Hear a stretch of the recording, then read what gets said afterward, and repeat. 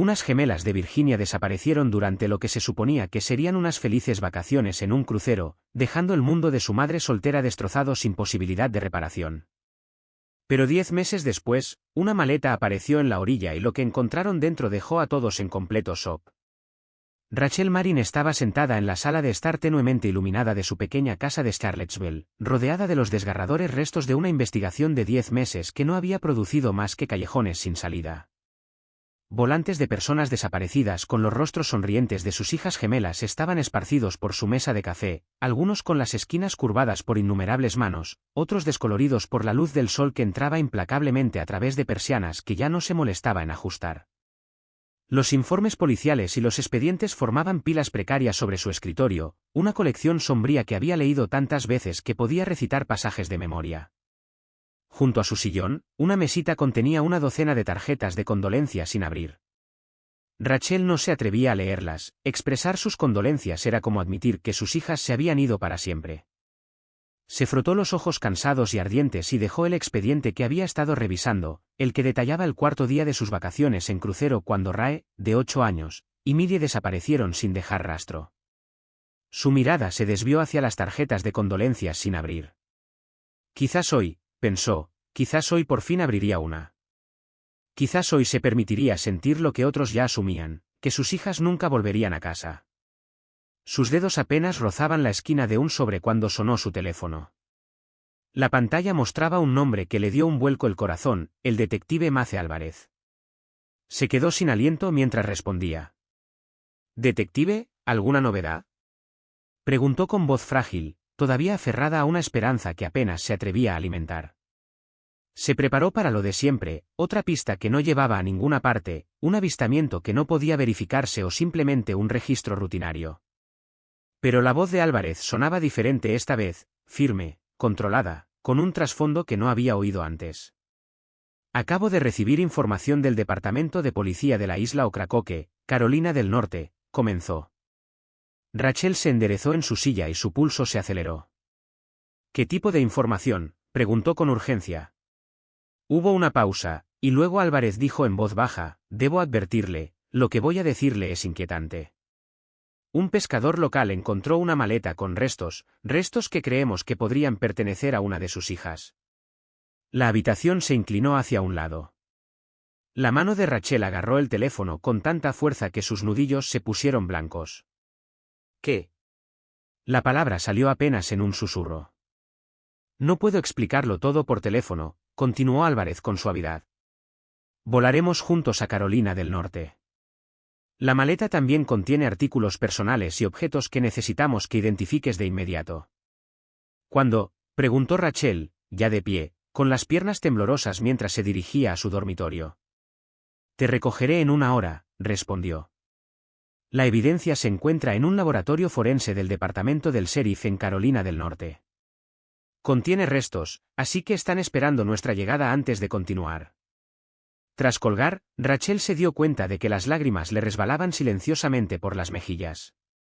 Recorrió su casa con paso mecánico, con la incredulidad nublando cada pensamiento mientras preparaba una pequeña maleta.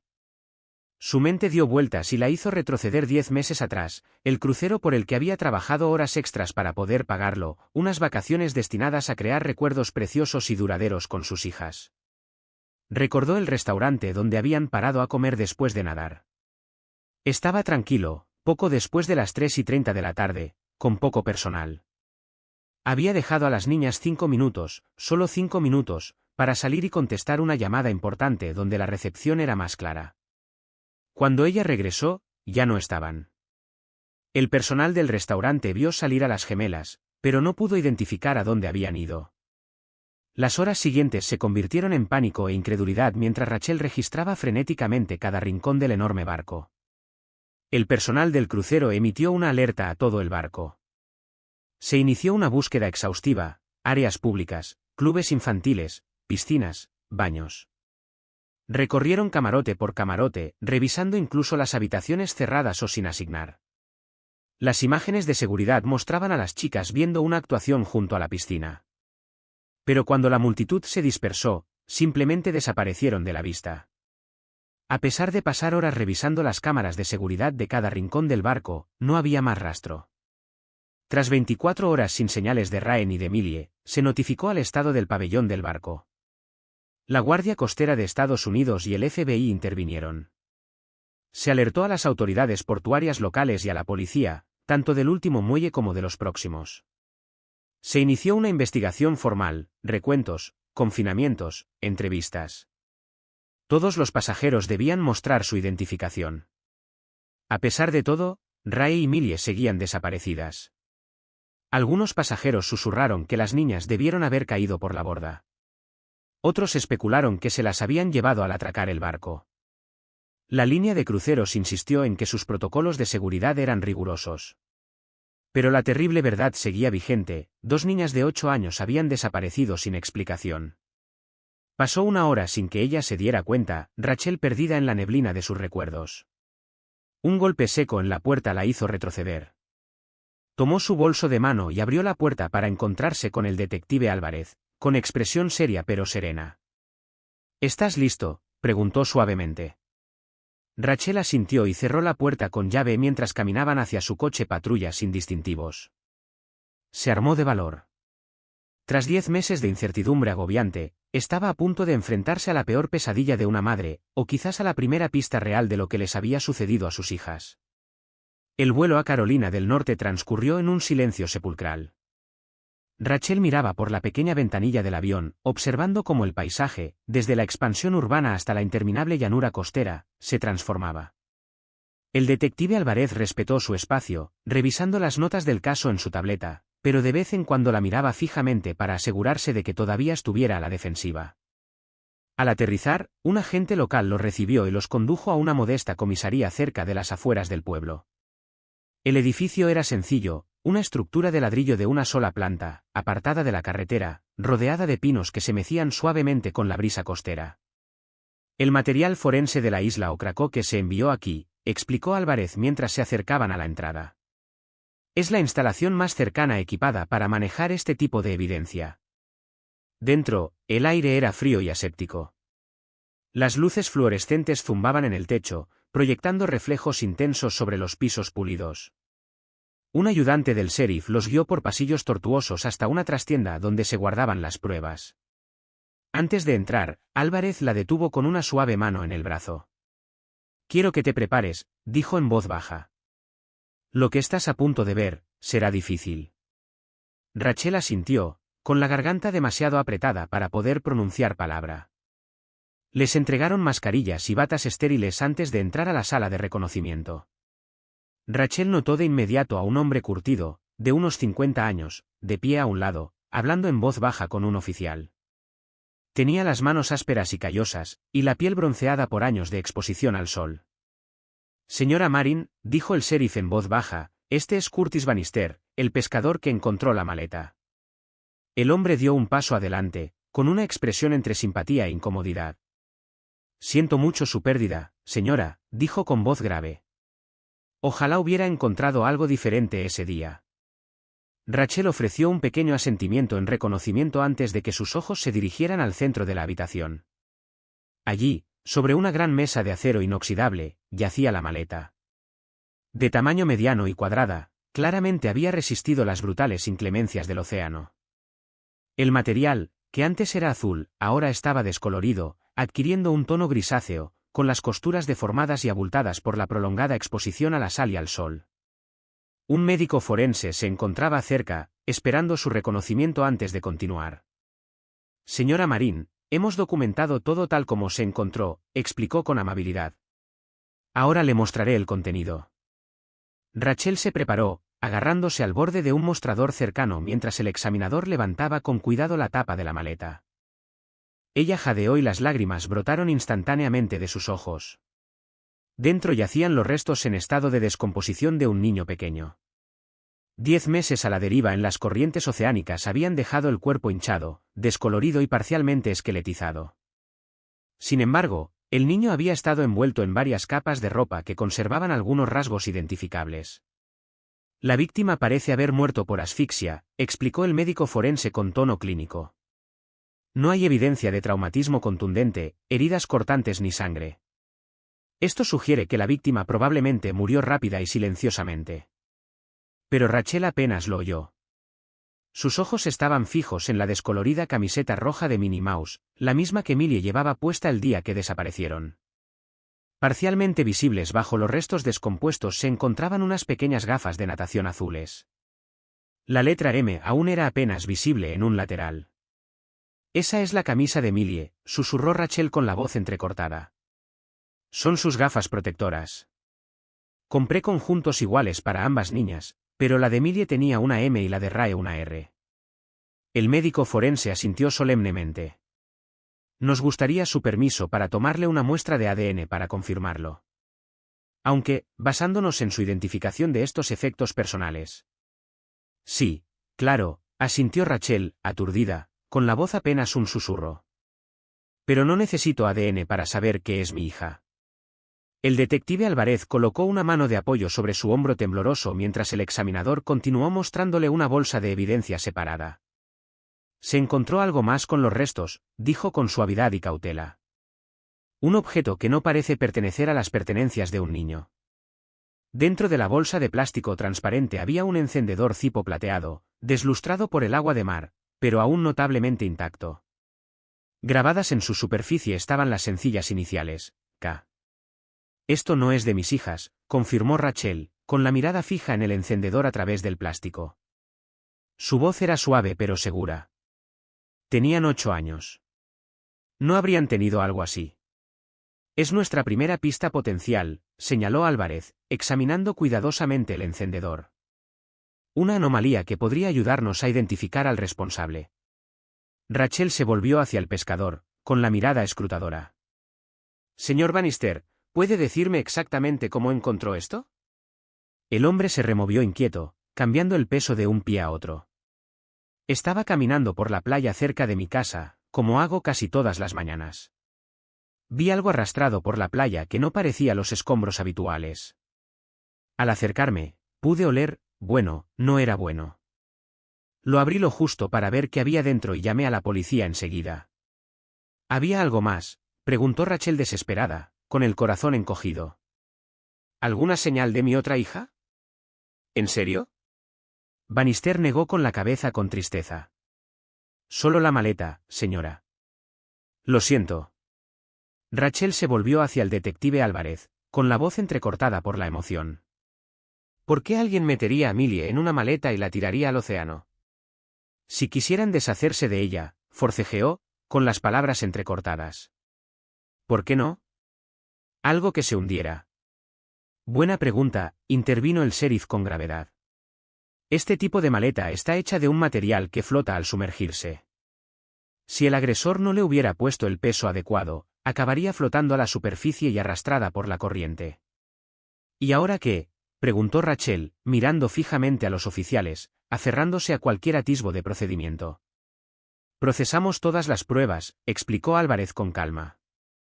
«La maleta es un modelo antiguo con características distintivas, ya no mucha gente la usa. Rastrearemos dónde se vendió e intentaremos identificar a su comprador. Lo mismo con el encendedor cipo». El sheriff señaló la etiqueta del precio, parcialmente despegada, en la base del encendedor. «Aquí todavía se ve el logotipo de una tienda. No es de ninguna cadena importante que yo conozca, pero podría darnos una pista». Rachel miró la pegatina con el ceño fruncido, sintiendo una punzada de reconocimiento en su interior. «Ese patrón me resulta familiar, pero no lo ubico». «¿Puedo tomar fotos?», preguntó, mientras buscaba su teléfono. «Por supuesto», asintió el sheriff. «También le enviaremos copias digitales de todas las fotos e informes de las pruebas». Mientras Rachel tomaba fotografías, Álvarez continuó discutiendo el caso con las autoridades locales. «Con estos hallazgos», dijo con voz firme pero grave, «reclasificamos oficialmente este caso de persona desaparecida a una investigación de homicidio. Tendremos que coordinarnos de nuevo con la línea de cruceros, revisar todas las grabaciones de seguridad y volver a entrevistar al personal clave que trabajó ese día. También tendremos que mapear la ruta del barco contra las corrientes oceánicas para determinar dónde pudo haberse caído la maleta». El sheriff asintió con gravedad. «Nuestro equipo forense completará el análisis de los restos y de todos los objetos encontrados en la maleta. Ya hemos comenzado las pruebas de ADN.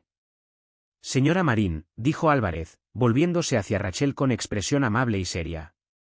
Nos gustaría que se quedara en la zona unos días. Necesitaremos más declaraciones suyas a medida que avance la investigación. Rachel se secó una lágrima, recuperándose con visible esfuerzo. Enderezó los hombros. Entiendo. Antes de irme a donde me hospede, me gustaría visitar la playa donde encontraron la maleta. Álvarez intercambió una mirada con el sheriff. ¿Estás seguro de que es prudente? Necesito verlo, insistió Rachel, con la voz teñida de una nueva determinación. Necesito estar en ese lugar. Tengo que ser lo suficientemente fuerte para enfrentar esto si quiero encontrar. Tras una breve pausa, Álvarez asintió. De acuerdo. Te acompaño. De todas formas, debería ir a ver el lugar yo mismo. Puedo llevarlos a ambos, ofreció Bannister con amabilidad. Mi barco está atracado cerca, y parte del equipo de investigación sigue en el lugar. Rachel asintió agradecida. Gracias. Te lo agradecería. El viaje a la isla Ocracoke duró poco menos de 1 hora en barco. Rachel estaba sentada en la proa, con el rostro sumergido en la niebla salina y el viento agitándole el pelo mientras Curtis Bannister navegaba por las agitadas aguas que separaban las islas barrera de tierra firme. El detective Álvarez estaba sentado a su lado, alternando entre hacer llamadas para informar a su departamento y observar a Rachel con silenciosa preocupación. Está justo ahí, gritó Bannister por encima del ruido del motor, señalando un tramo de costa solitaria. Ahí lo encontré. Al acercarse, Rachel distinguió una pequeña multitud reunida en la playa. Una cinta policial amarilla acordonaba una zona de arena donde varios agentes se movían metódicamente, tomando fotografías y medidas. Una furgoneta de noticias estaba estacionada en una vía de acceso cercana, y el reportero y el camarógrafo se mantenían a una distancia prudencial del cordón policial. Bannister guió hábilmente el bote hacia un pequeño muelle que se extendía desde la orilla. Una vez asegurado, ayudó a Rachel y al detective Álvarez a desembarcar sobre los desgastados tablones de madera. Por aquí, dijo en voz baja, guiándolos por el muelle hasta la playa. La arena estaba fresca bajo los pies de Rachel al acercarse a la zona acordonada. Un agente levantó la cinta para permitirles el acceso, saludando solemnemente al detective Álvarez con la cabeza. Señora Marín, dijo el oficial con dulzura, con la voz teñida de tristeza. Sentimos mucho su pérdida. Rachel lo reconoció con un leve asentimiento, con la mirada fija en la depresión en la arena donde se había encontrado la maleta. Aunque la maleta había sido retirada, los investigadores habían preservado el lugar cuidadosamente para la recolección de nuevas pruebas. Justo aquí, dijo Bannister, deteniéndose al borde de la huella poco profunda. Aquí es exactamente donde lo encontré. La marea estaba bajando y acababa de quedar en la arena. Rachel se quedó mirando el lugar, con el corazón apesadumbrado, intentando asimilar la insoportable realidad, que ese remoto y hermoso tramo de playa era donde habían reposado los restos de su hija tras 10 largos meses a la deriva. Se agachó, hundiendo los dedos en la arena fresca y húmeda. Debe haber más pruebas, susurró, tamizando los granos con sus manos temblorosas. Algo más que podría decirnos, ¿dónde está? El detective Álvarez se arrodilló a su lado y le puso una mano suave en el hombro. El equipo forense ha sido muy minucioso, Rachel. Esta es una pista importante. Después de 10 meses de búsqueda, la encontraremos también. A pocos metros, la reportera notó su llegada y hablaba con urgencia con su camarógrafo. Álvarez los vio y frunció el ceño. Déjame encargarme de la prensa, murmuró, poniéndose de pie. Tómate un momento. Mientras Álvarez se acercaba al reportero, Bannister permaneció al lado de Rachel. Hay un alojamiento cerca de aquí, dijo en voz baja tras una pausa respetuosa. Un pequeño complejo de cabañas donde podrías pasar la noche antes de volver a tierra firme mañana. De hecho, el dueño está justo ahí. Señaló con la cabeza a un hombre de mediana edad que se encontraba con otros espectadores más allá de la cinta policial. Rachel se secó los ojos y se levantó lentamente. Creo que me gustaría. No, no quiero irme todavía. Lo entiendo, dijo Bannister amablemente. Cuando mi hijo desapareció en un accidente náutico hace 5 años, no pude salir del puerto durante semanas. A veces, necesitas estar cerca del último lugar donde estuvieron. Rachel lo miró, y su expresión se suavizó al comprender de repente. ¿Lo encontraste? Bannister negó con la cabeza, con un destello de tristeza en los ojos. El mar guarda sus secretos. Pero al menos sé a dónde ir cuando quiero hablar con él. Cuando Álvarez regresó, Rachel le contó que planeaba pasar la noche allí. Él asintió pensativo. Está bien, asintió. Pero voy a asignar un oficial para que se quede con usted y la proteja hasta que sepamos más sobre lo que les pasó a sus hijas. Debemos ser cautelosos. Llamó a una agente que había estado colaborando en la investigación del lugar de los hechos. La agente Martínez los acompañará a las cabañas y pasará la noche con ustedes. Rachel le agradeció suavemente y luego permitió que Bannister la presentara al dueño de la cabaña, un hombre genial llamado Greg Harrison, quien expresó sus profundas condolencias y le aseguró que tenían mucho espacio. Todavía no es temporada turística, explicó Harrison con dulzura mientras caminaban la corta distancia hasta el grupo de cabañas frente a la playa. Tendrás toda la privacidad que necesitas. La cabaña era sencilla pero limpia, una habitación individual con cama queen, una pequeña cocina y un baño. Un porche cubierto daba al océano, con 2 sillas Adirondack para contemplar las olas. Tras acomodar sus cosas, Rachel se sintió atraída hacia el porche. El agente Martínez se situó discretamente cerca, dándole espacio mientras mantenía su vigilancia protectora. Una joven camarera apareció, le trajo a Rachel una taza de café y se la ofreció con una sonrisa compasiva. Una copa de bienvenida, cortesía de la casa. Siento mucho lo de tu hija. Rachel aceptó la taza con un murmullo de agradecimiento, envolviéndola en sus dedos fríos mientras observaba las olas romper contra la orilla.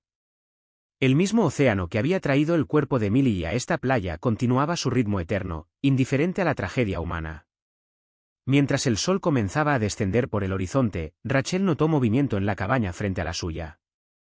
Un hombre salió, revisando sus bolsillos como si se asegurara de tener todo listo antes de partir.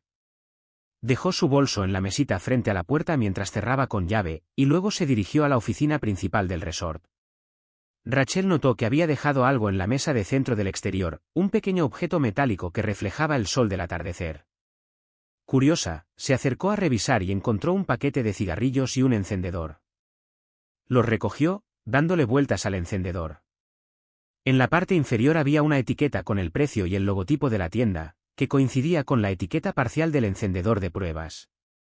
Rachel sintió un escalofrío a pesar del aire cálido. Al ver que el hombre seguía dirigiéndose a la recepción, se apresuró a alcanzarlo, encendedor en mano. Disculpe, gritó, se le olvidó esto.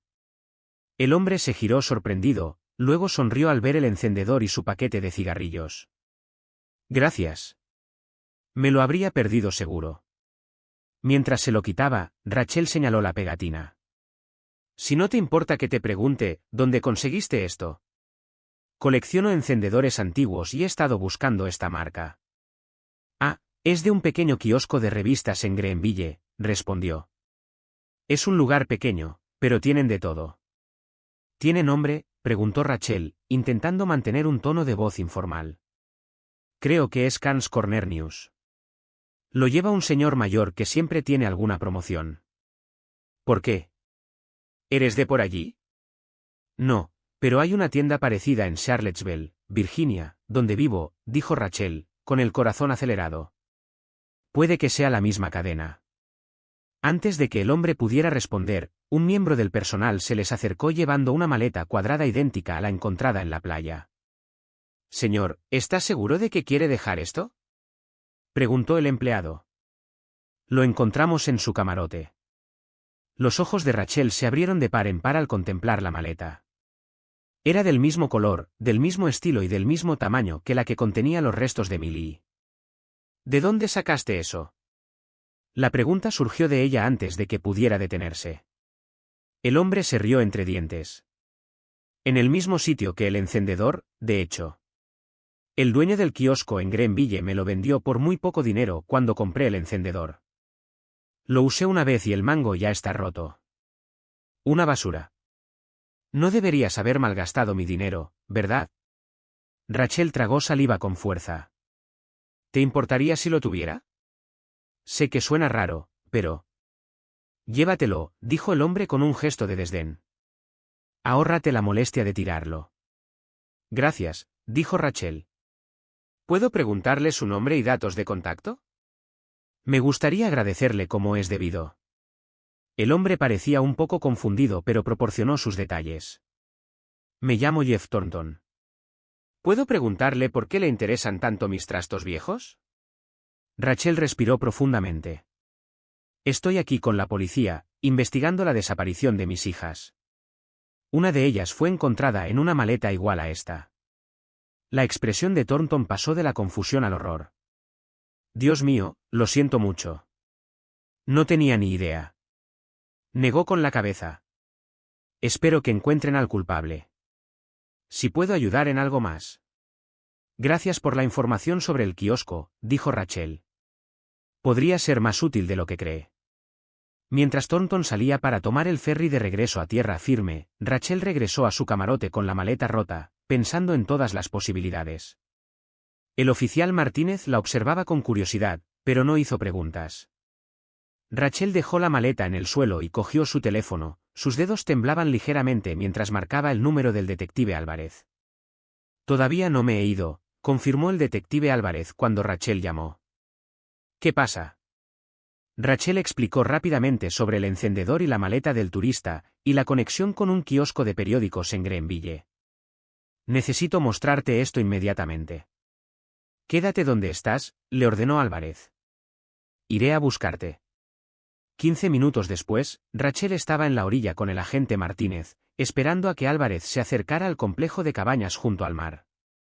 El detective estaba enfrascado en una conversación con Curtis Bannister, quien al parecer se había reunido con él tras su partida anterior. Cuando llegaron, Rachel notó desde la distancia que la camioneta de noticias se alejaba, el reportero aparentemente había terminado su cobertura del día.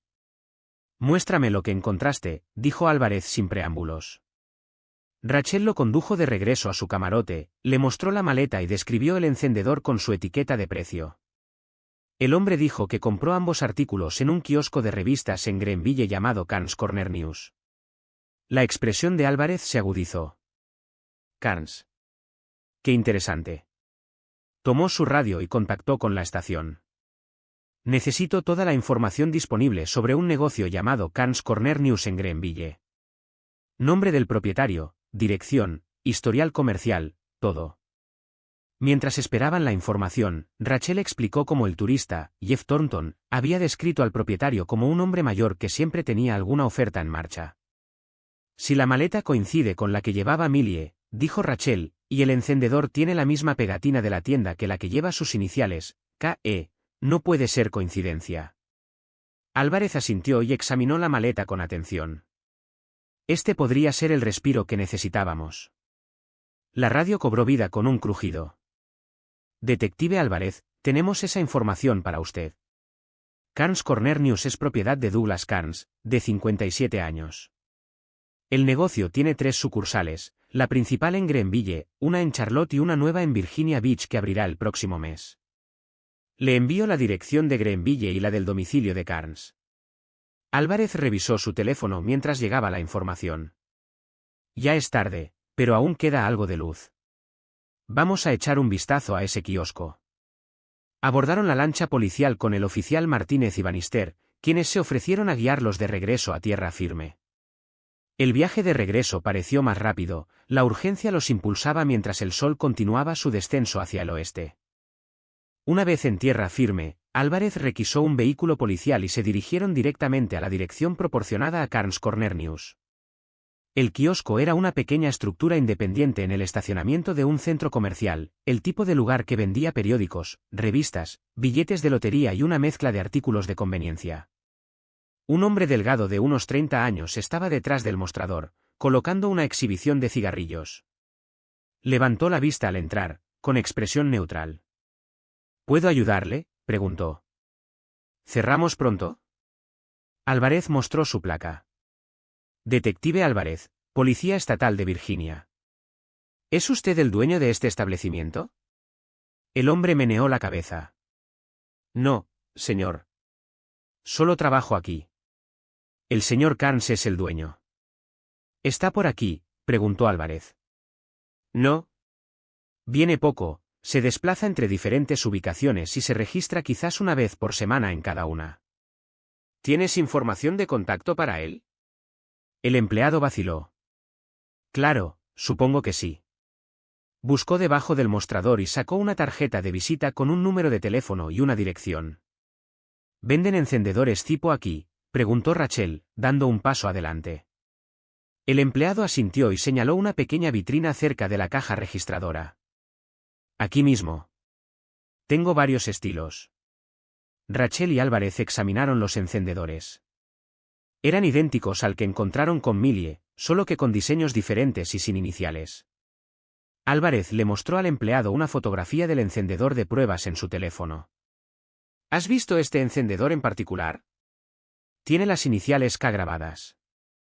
El empleado entrecerró los ojos ante la imagen.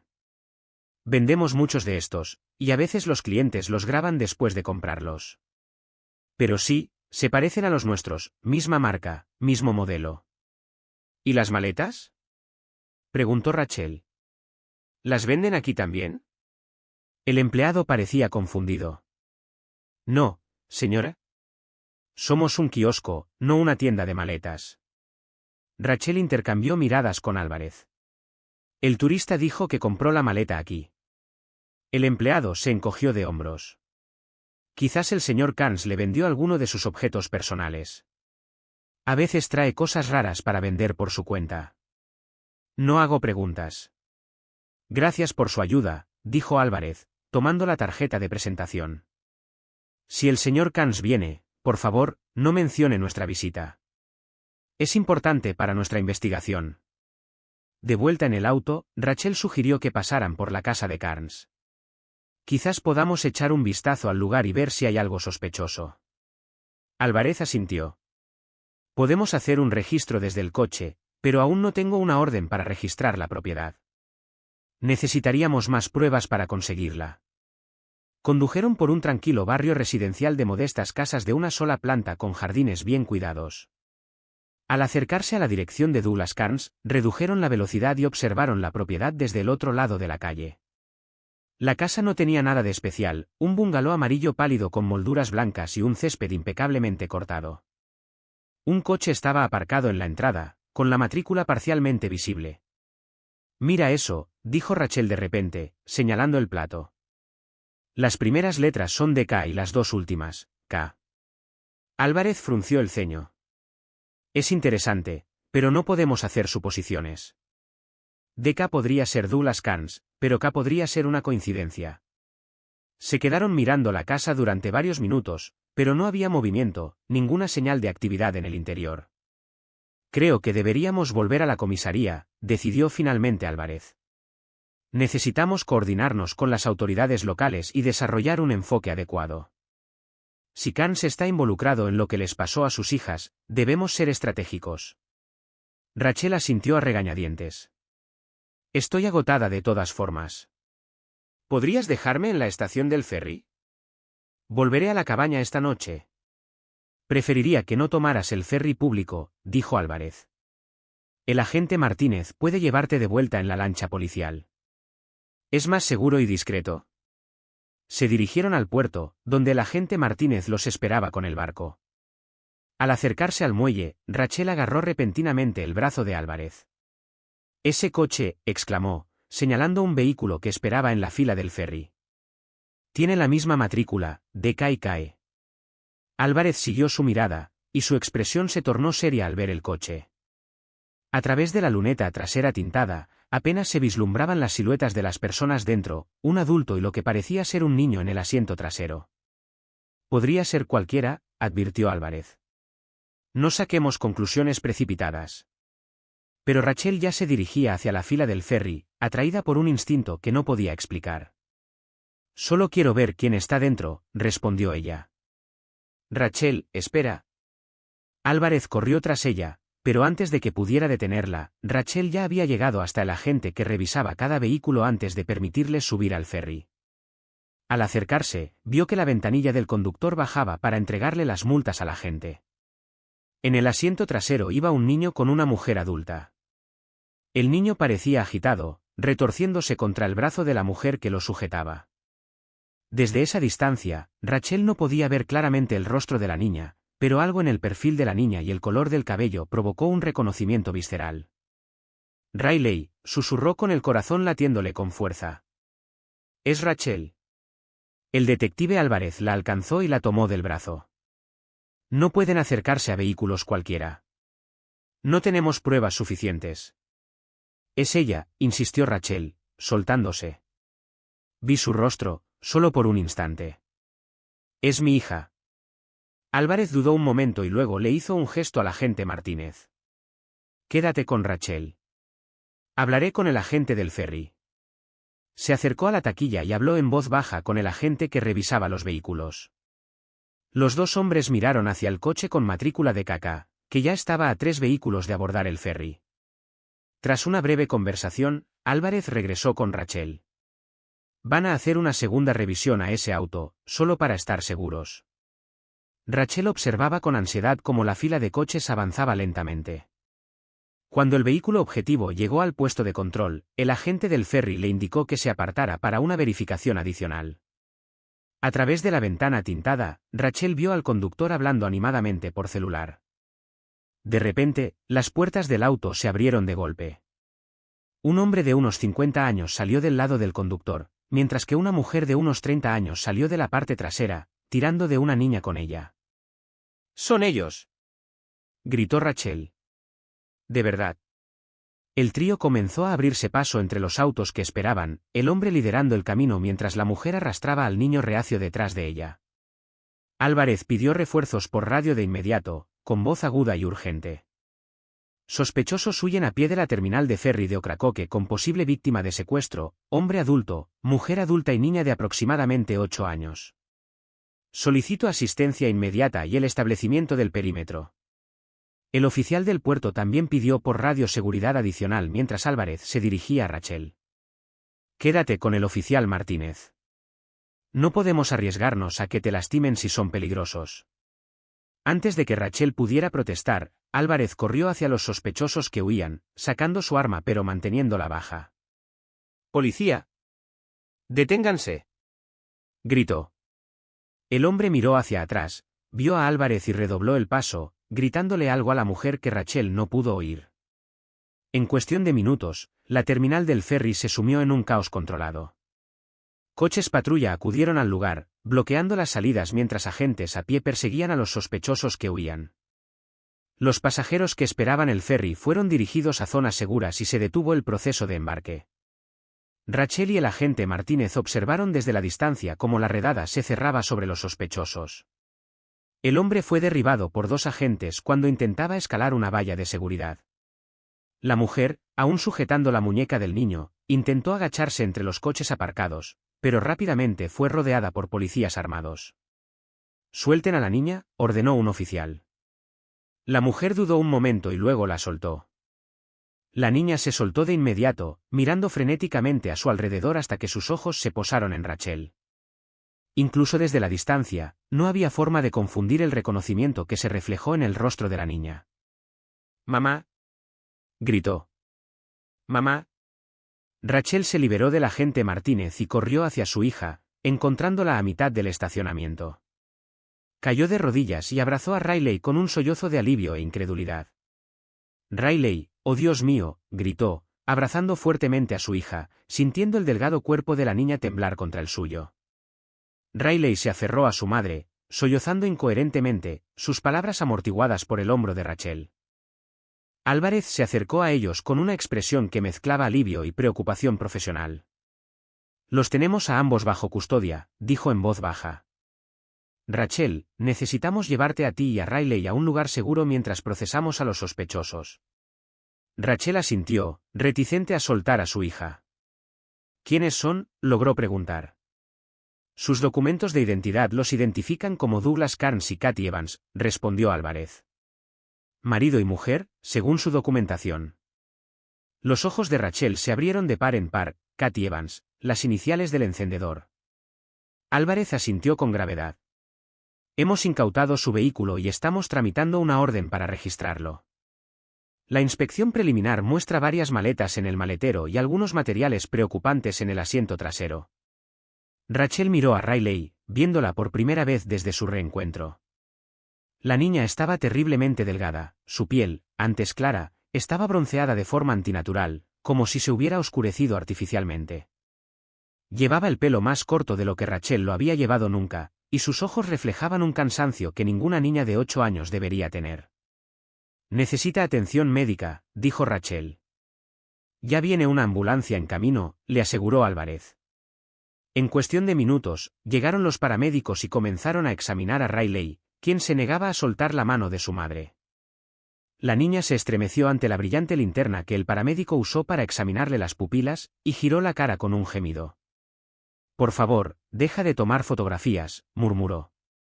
Rachel intercambió una mirada preocupada con Álvarez, quien tomó nota del comentario. Mientras tanto, los agentes que registraban el coche de los sospechosos aparecieron con rostro sombrío. Uno se acercó a Álvarez, hablándole en voz baja. Encontramos 2 cajas de revistas ilegales en el maletero, informó el agente. En el asiento trasero había material para niños y jeringas con lo que parece ser un sedante. Parece que se preparaban para drogarla antes de subir al ferry. Álvarez apretó la mandíbula. Que se encarguen de esto inmediatamente. Documenten todo. Rachel escuchó lo suficiente como para comprender lo que habían encontrado. Su dolor por Millie se transformó en una furia infernal al ver cómo colocaban a Carnes y Evans en patrullas policiales separadas. Separándose brevemente de Riley, caminó hacia Carnes mientras los oficiales lo aseguraban en el vehículo. ¡Monstruo!, gritó.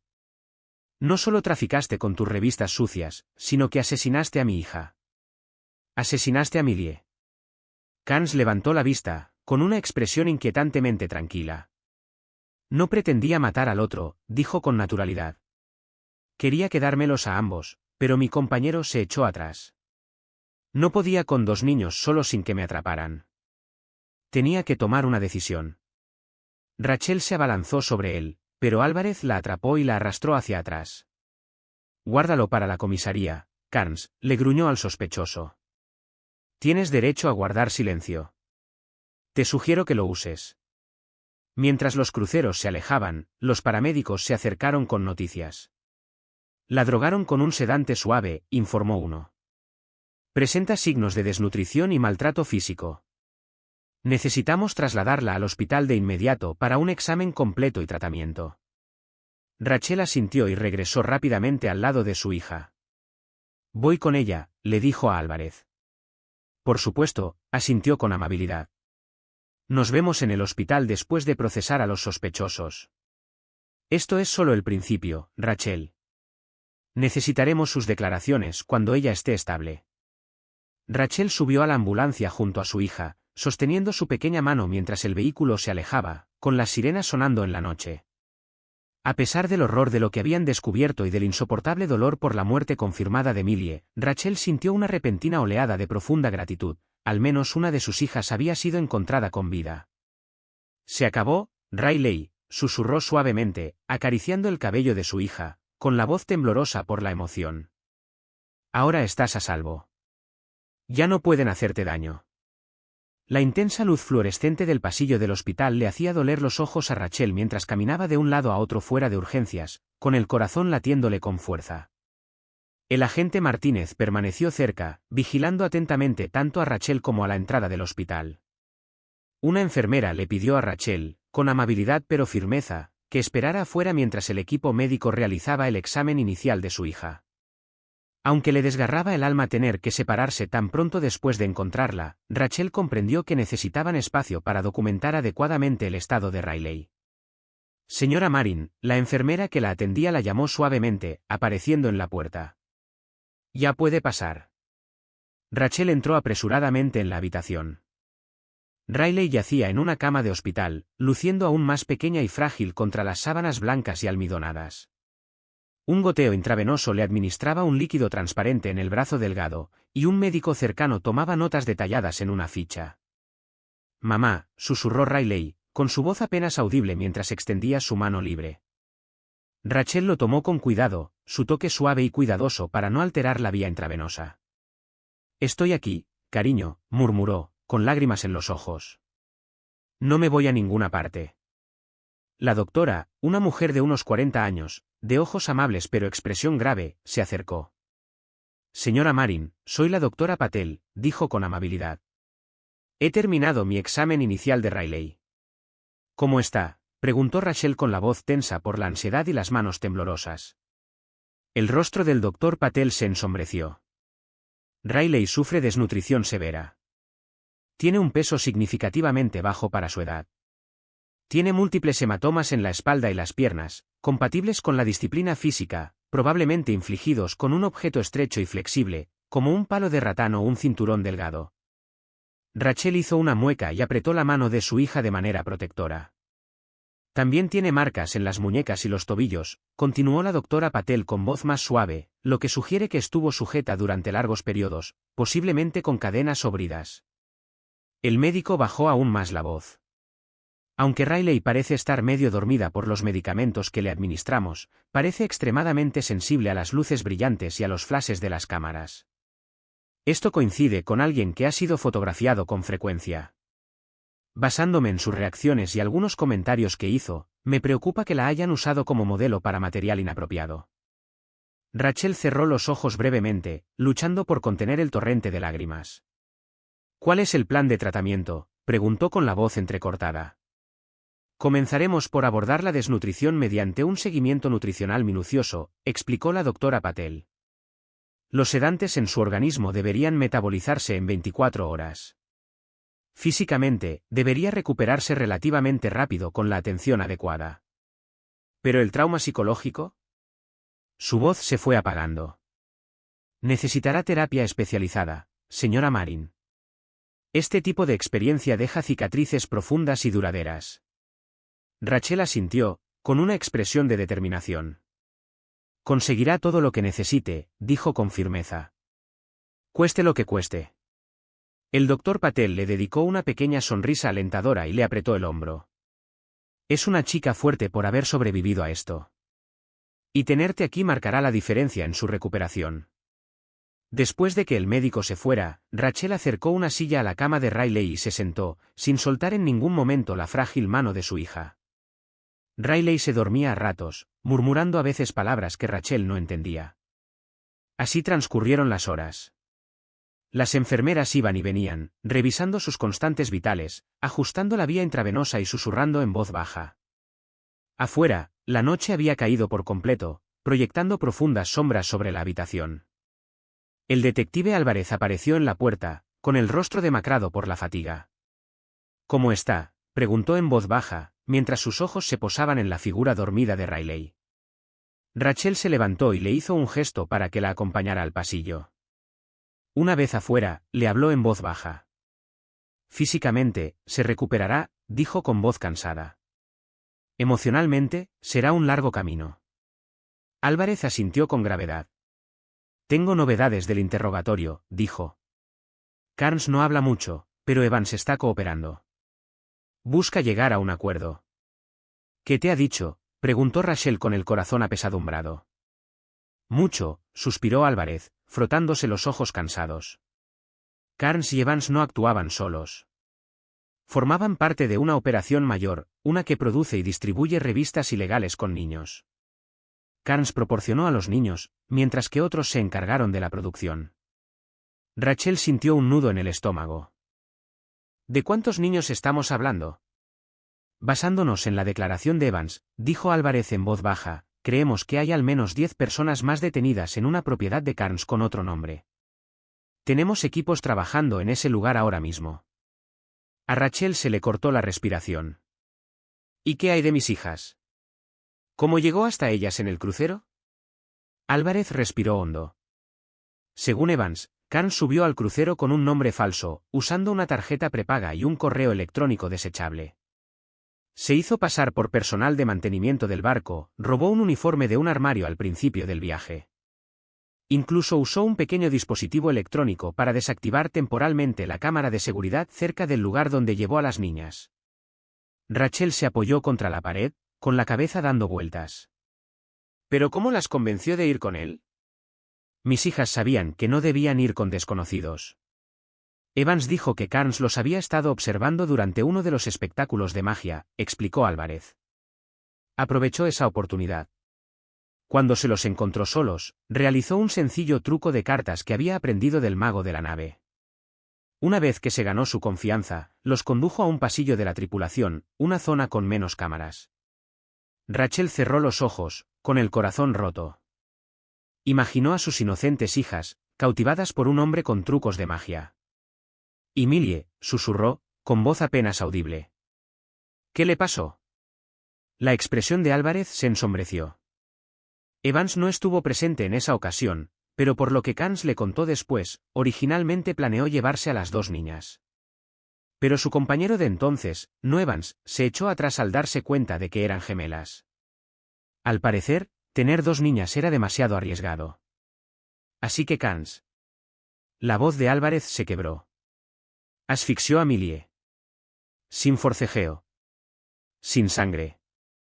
Sin ruido. La envolvió en su ropa, la metió en la maleta y la arrojó por la borda esa misma noche, desde una zona de cubierta sin vigilancia donde a veces se tiran desechos. Rachel se llevó una mano temblorosa a la boca, luchando contra los sollozos crecientes. ¿Y Riley?, preguntó con voz entrecortada. ¿Cómo la sacó del barco? La mantuvo escondida en el baño de su camarote hasta que atracaron en Cayo Hueso a la mañana siguiente, dijo Álvarez en voz baja. La drogó lo justo para que se mantuviera dócil, pero receptiva. La amenazó por Millie. Al desembarcar, se disfrazó, gafas de sol, barba postiza, ropa diferente, y salió durante la hora punta de la mañana, mezclándose con las familias que viajaban con niños. Álvarez continuó, con la voz cargada de tristeza. Evans dijo que Carnes le había preparado documentación falsa. La trasladaron de un lugar a otro, desde Cayo Hueso, pasando por Florida, y finalmente a Carolina del Norte, para evitar ser descubierta. Rachel negó con la cabeza, con la mente dando vueltas.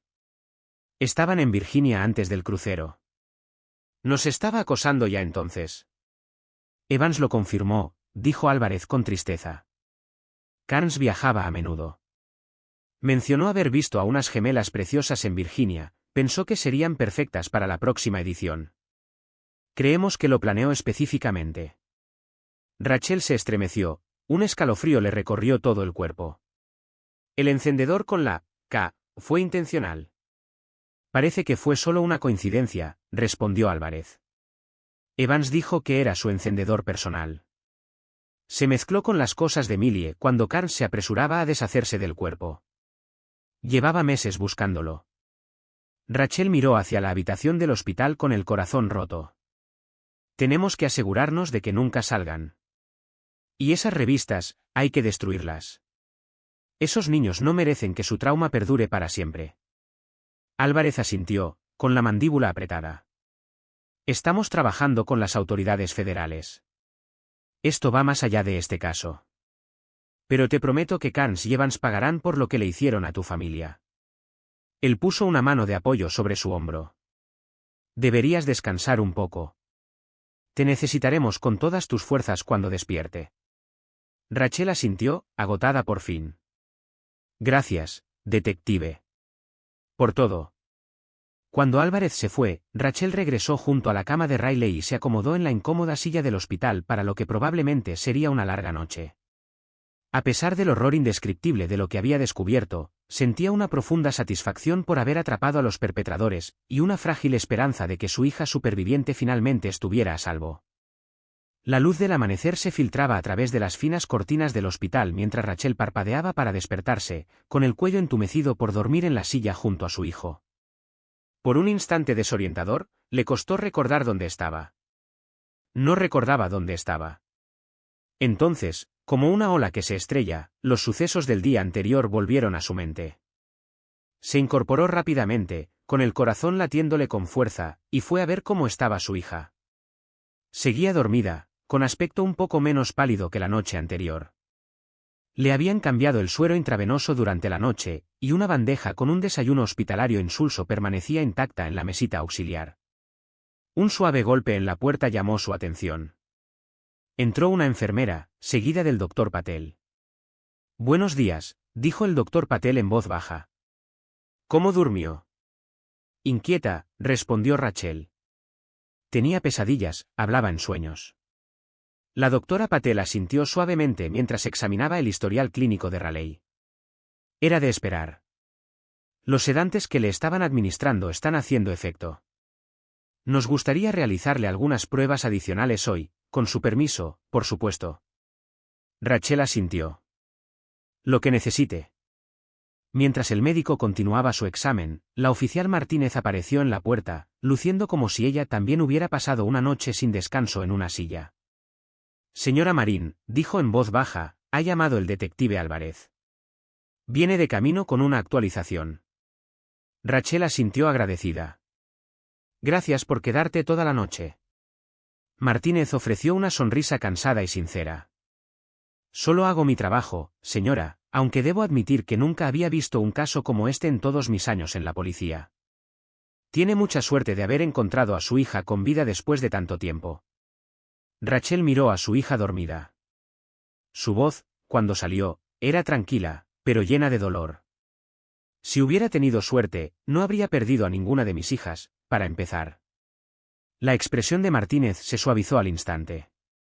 Lo siento, fue una insensibilidad de mi parte. No, suspiró Rachel. Tienes razón, en cierto modo. Muchos padres nunca logran cerrar el capítulo, nunca encuentran a sus hijos desaparecidos. Al menos tengo a Raleigh de vuelta, y sé qué le pasó a Millie. Su voz se quebró levemente. Es una suerte amarga. Pero algo es algo. La doctora Patel terminó su examen y se volvió hacia Rachel con una mirada amable. Los signos vitales de Raleigh están mejorando. Los análisis de laboratorio muestran que los sedantes están desapareciendo de su organismo, pero aún presenta desnutrición grave. Hoy comenzaremos una dieta cuidadosamente controlada. ¿Cuándo puedo llevármela a casa?, preguntó Rachel, con la voz teñida de esperanza y desesperación. No al menos por unos días, respondió amablemente el doctor Patel. Necesitamos estabilizarla físicamente y comenzar una evaluación psicológica antes de darle el alta. E incluso entonces, necesitará atención continua. Rachel asintió, aceptando en silencio el largo camino que le esperaba. Aproximadamente una hora después, Raleigh empezó a despertarse. Abrió los ojos de golpe, con la confusión nublándolos, antes de que finalmente se fijaran en Rachel. Mamá, susurró, como si temiera que la palabra en sí pudiera hacer desaparecer la visión. Estoy aquí, cariño, dijo Rachel suavemente, sentándose en el borde de la cama. Ya estás a salvo. Los ojos de Raleigh se llenaron de lágrimas. Millie, ¿dónde está Millie? Rachel tragó saliva con dificultad, con el corazón destrozado de nuevo. ¿Cómo podría explicarle a su hija de 8 años que su hermana gemela había sido asesinada? Antes de que pudiera responder, el detective Álvarez apareció en la puerta, con expresión solemne pero con una satisfacción silenciosa. ¿Puedo entrar?, preguntó suavemente. Rachel asintió, agradecida por el breve respiro de no tener que responder la pregunta imposible. Álvarez entró, quitándose el sombrero respetuosamente. Buenos días, Rachel. Volvió su mirada hacia Raleigh, quien lo observó con cautela, encogiéndose instintivamente más cerca de su madre. No pasa nada, le aseguró Rachel con dulzura. El detective Álvarez es uno de los buenos. Álvarez mantuvo la distancia, con voz tranquila y amable. Pensé que le interesaría saberlo, esta mañana temprano realizamos una redada en otra propiedad de Douglas Carnes. Estaba en Cedar Island, el lugar al que planeaba llevar a Raleigh ayer, según lo que supimos de la estación de ferry. Rescatamos a 3 niños más que estaban retenidos allí. Rachel jadeó, abriendo mucho los ojos. Están bien. Están recibiendo atención médica ahora, dijo Álvarez. Algunos llevan más de 1 año desaparecidos. Estamos trabajando para identificarlos a todos y contactar a sus familias. Una intensa oleada de satisfacción inundó el pecho de Rachel. ¿Qué hay de Carnes y Evans? Están hablando. Evans ha confesado todo, confirmó Álvarez. A cambio de indulgencia en la sentencia. Dijo que ya no podía seguir viviendo con la culpa. Siempre supo que estaba mal, aunque ayudó a coordinar las cosas desde aquí para su esposo. Carnes sigue sin cooperar, pero con el testimonio de Evans y las pruebas que hemos recopilado, ahora enfrenta múltiples cadenas perpetuas. Bien, dijo Rachel con firmeza. Espero que se pudran en prisión durante mucho, mucho tiempo. Incluso Evans ayudó a mantener cautiva a mi hija durante meses. Participó en... Ella se interrumpió, incapaz de terminar la frase. Enfrentará cargos graves, le aseguró Álvarez. Su cooperación podría reducir su condena, pero no quedará libre. Rachel miró a su hija por la puerta. ¿Y ahora qué pasa? Necesitaremos una declaración formal suya y eventualmente, cuando ella esté lista, también de Raleigh. Pero no hay prisa. Su recuperación es lo primero. Rachel asintió agradecida. Gracias, detective. Por todo. Me alegra mucho haberla encontrado, dijo Álvarez con sinceridad. En todos mis años de trabajo, casos como este rara vez terminan con la niña regresando a casa con vida. Tras la partida de Álvarez, Rachel regresó junto a la cama de su hija. La niña estaba despierta de nuevo, observando a su madre con una intensidad que revelaba su miedo a volver a separarse. Mamá, susurró con voz temblorosa, Millie se ha ido, ¿verdad? ¿De verdad que se ha ido? Rachel respiró hondo y se sentó, tomando la frágil mano de Raleigh. Sí, cariño. Millie se ha ido. El hombre malo la lastimó mucho. A Raleigh se le llenaron los ojos de lágrimas. Lo sabía. Me dijo que se había ido, pero no quería creerle. Seguía pensando que podría estar en otro lugar, como yo. Que tal vez nos encontrarías a ambos. Ojalá lo hubiéramos hecho, susurró Rachel, mientras sus propias lágrimas caían libremente. Los busqué a ambos todos los días. Nunca paré. Tenía mucho miedo, susurró Raleigh. Después de que nos llevaron, y Millie ya no estaba, me cambiaron de sitio. Me cambiaron de aspecto. Me obligaban a quedarme quieta mientras me tomaban fotos, y si lloraba, me golpeaban. Dijeron que si intentaba correr o se lo contaba a alguien, también me harían daño. Rachel abrazó a su hija con cuidado, consciente de la vía intravenosa. Fuiste tan valiente, cariño. Tan valiente. Y ya no tienes que tener miedo. Esa gente irá a la cárcel por mucho tiempo. Nunca más podrán hacerte daño, ni a ti ni a nadie más. Durante mucho tiempo, madre e hija simplemente se abrazaron, compartiendo su dolor por Millie y su alivio por reencontrarse. Finalmente, la medicación volvió a adormecer a Raleigh, y se quedó dormida en brazos de Rachel. Mientras Rachel recostaba suavemente a su hija contra las almohadas, notó algo que no había visto antes, una pequeña cicatriz cerca de la línea del cabello de Raleigh, probablemente causada por uno de los innumerables abusos que había sufrido en los últimos 10 meses. Era un recordatorio visible de todo lo que le habían arrebatado a su hija, su inocencia, su seguridad, su hermana gemela. Pero al ver el rostro dormido de su hija, Rachel también vio algo más, fuerza. El mismo espíritu feroz y decidido que la había ayudado a sobrevivir a lo inimaginable. Sería un largo camino hacia la recuperación, lleno de sesiones de terapia, pesadillas y días de dolor insoportable. Habría un funeral para Millie, y momentos en los que el peso de la pérdida amenazaría con aplastarlos a ambos. Sin embargo, por primera vez en 10 largos meses, Rachel sintió los frágiles indicios de algo que creía haber perdido para siempre, la esperanza. Construirían una nueva vida. Una que honrara la memoria de Millie, permitiéndoles sanar y, con el tiempo, prosperar. Vamos a estar bien, susurró, apartándole el pelo de la frente. De alguna manera, algún día, vamos a estar bien. Fuera de la ventana del hospital, el sol de la mañana continuaba su ascenso hacia el cielo, proyectando largas sombras que gradualmente se acortaban a medida que avanzaba el día, un recordatorio silencioso de que incluso después de la noche más oscura, siempre llega el amanecer.